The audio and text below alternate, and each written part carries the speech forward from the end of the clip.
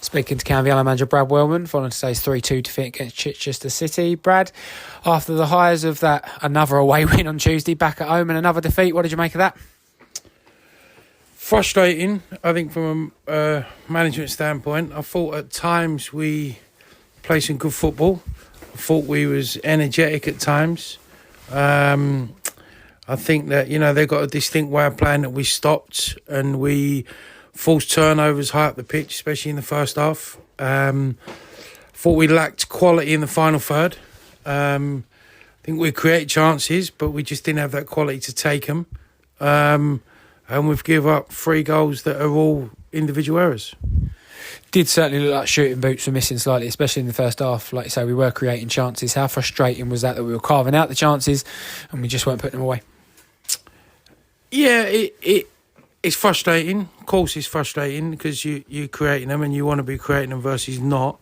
But that's down to each individual player. It's their quality on the ball, it's their quality in the final third, it's their quality whether they're defending, attacking, tackling, and it's crazy. And it was just one little lapse of concentration that got them in their first goal. And then, to be fair, the equaliser was obviously it's fortuitous where it's a header from 40 yards. But in all fairness, you've got to give the boys credit because they set up the shape well, they press well, they forced the keeper into the kick, and it's just obviously Ewan's tried to stop it going through and he hit his head and travelled 40 yards into the goal. So, we'll take some credit for the way the boys set up their shape to press, and that's what we wanted. But, yeah, frustrating. When there's a distinct lack of quality in certain areas, it's frustrating. But that's down to individual players. We can't play the game for them.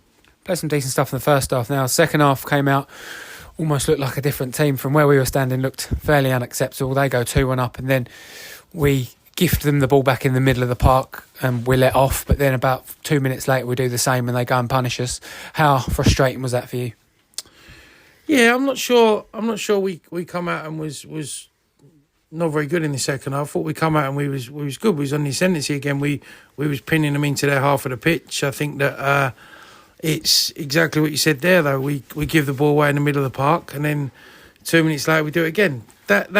That's decision making, and we've touched on that again. That's players' quality, players' decision making. That's nothing that we can coach or teach on the sideline.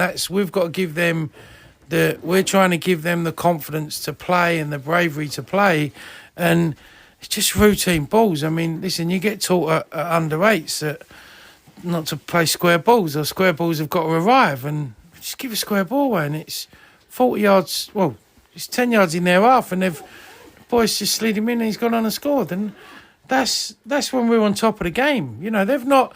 One of the boys just said in the changing room, we don't concede goals, we give them goals. And you look at the first goal, Jim's got caught underneath it.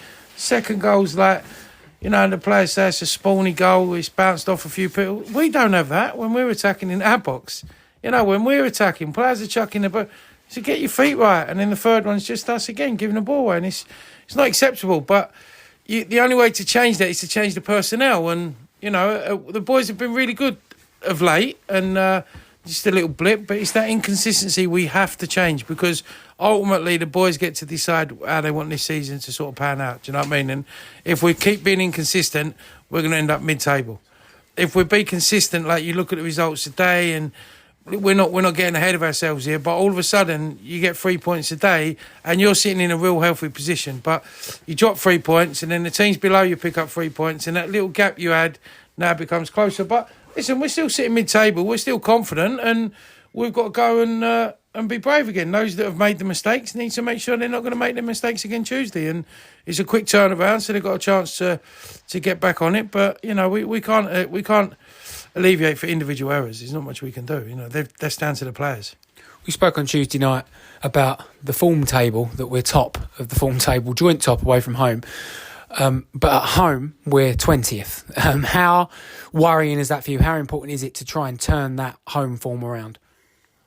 I think first off, if being top of the away table and bottom of the home table, and we're mid-table in the main table, so thankfully the main table is what dictates where we go.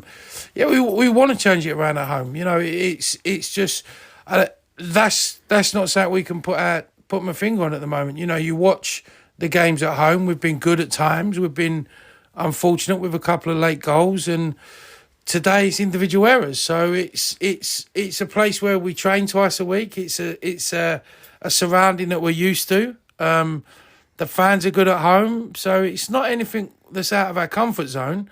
But for whatever reason, teams maybe what needs to happen is we maybe need to stop talking about it, and then teams can go and find out for themselves how poor we are at home, because we keep mentioning it. Maybe they come in and raise their game. Do you know what I mean? But But listen, we'll change it around, and it'll come. It's just frustrating that we're so good away from home, and yet we're not poor at home, but we're not getting results. That's the bottom line. We're not getting results, but we're getting results away from home. So, as long as we continue getting results somewhere, it'll be positive. But it'll change around.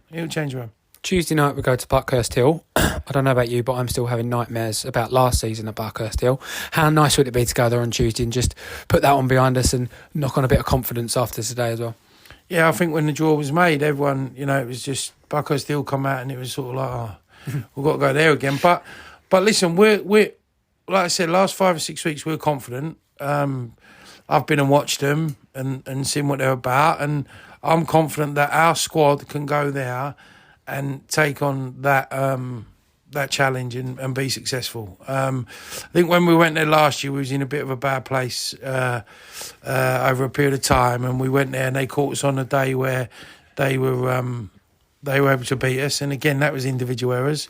But we're going there Tuesday positive, and we've got 16 players in that squad that whoever plays, he's good enough to go there and get a result. And we will go there, and we will do our utmost to get the result and get into the next round. Nice one. Thank you, Brad. Cheers, sir.